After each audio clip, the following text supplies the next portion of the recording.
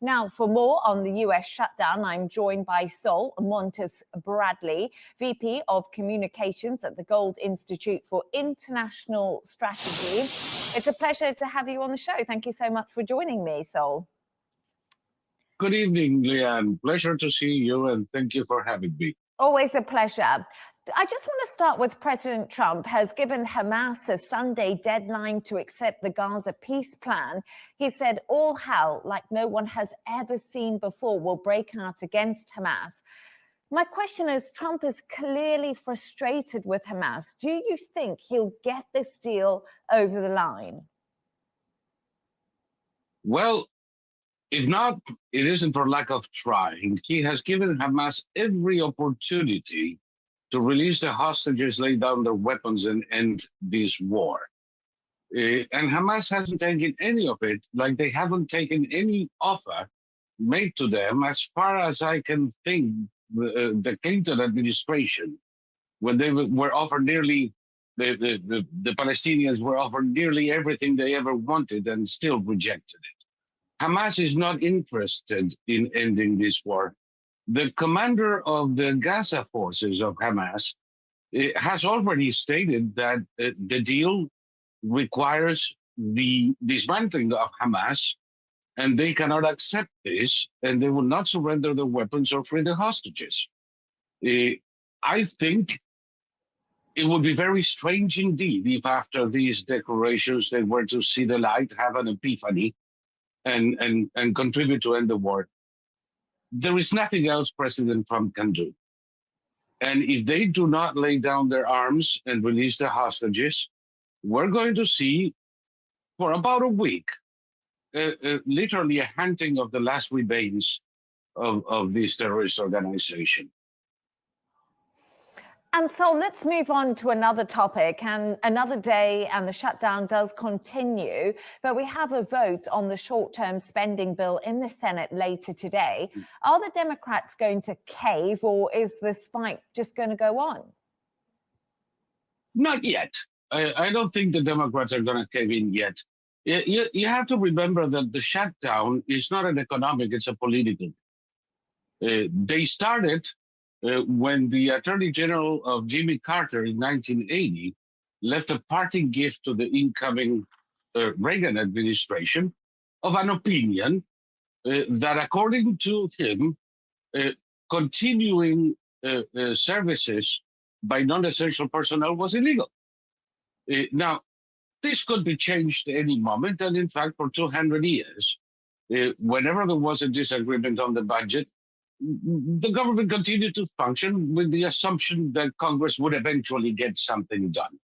Since 1980, it hasn't been like that. Congress has the ability, parties in Congress have the ability to hold a loaded gun, so to speak, on the president at the moment. We have to remember that the longest shutdown was 31 days in the first Trump administration. The second longest was 21 days during the Obama administration. And during the Reagan administration, there were 8 shutdowns. So this is a political gamemanship. The Democrats are not yet in a crisis point where they have to give in, and the Republicans have no incentive to do so. This shutdown is not about any particular issue. The Appropriations Committee is working. They requested an extension until November 21st to finish the budget. It was a very straightforward deal. And the Democrats decided to extort trillion dollars in spending for the 6-week extension. The Republicans are having none of it. And it's not going to last too long. Usually within 10 to 14 days, it is resolved. And nothing is going to come off it. I heard today that, and by the way, your correspondent in D.C. did an excellent analysis of this, but I disagree with that. The National Guard is getting paid. The hospitals are getting paid. She mentioned specifically air traffic controllers. They are essential personnel. They're getting paid.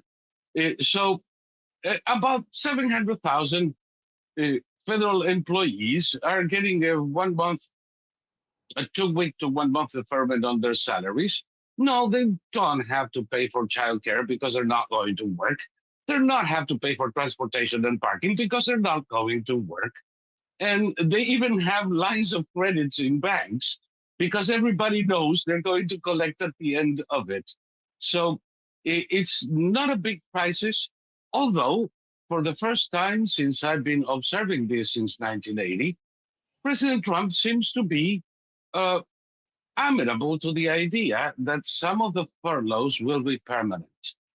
So since most of these employees support the Democratic Party, it would behoove the Democrats to find a way out of this sooner rather than later. And so I just want to ask you something really quickly because we don't have much time left.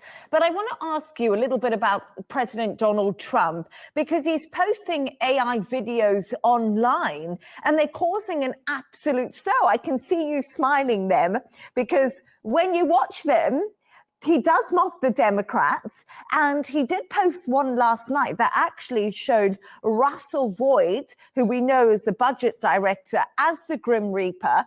You just mentioned those cuts there. So my big question to you is, we know Donald Trump, Saul, has a fantastic sense of humor, but is he overstepping the mark here a little bit? Well, I don't know. He has made sombreros and Zapata mustaches kind of popular again. The more some people feign offense, the funnier they seem to a lot of people in this country. We have to remember, too, that it's not Donald Trump working the AI to create these things. There are other people doing it. He just enjoys it. And I would say more than half the country is laughing. And perhaps there is a lesson here for some folks not to take themselves too seriously. Saul Montes-Bradley, always good to have you on the show. Thank you so much for joining us.